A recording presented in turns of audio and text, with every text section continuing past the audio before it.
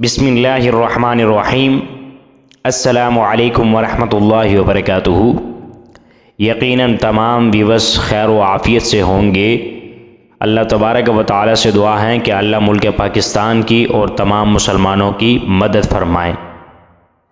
آج کی ہماری حدیث جس کا مفہوم مبارک رسول اللہ صلی اللہ علیہ وسلم نے ارشاد فرمایا، تم گناہ کرتے رہتے ہو لیکن جب فجر کی نماز پڑھتے ہو تو فجر کی نماز ان گناہوں کو دھو ڈالتی ہے۔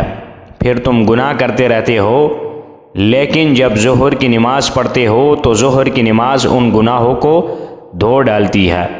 تم پھر گناہ کرتے رہتے ہو لیکن جب عصر کی نماز پڑھتے ہو تو عصر کی نماز ان گناہوں کو دھو ڈالتی ہے۔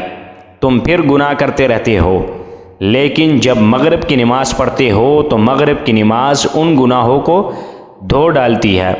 تم پھر گناہ کرتے رہتے ہو لیکن جب عشاء کی نماز پڑھتے ہو تو عشاء کی نماز ان گناہوں کو دھو ڈالتی ہے۔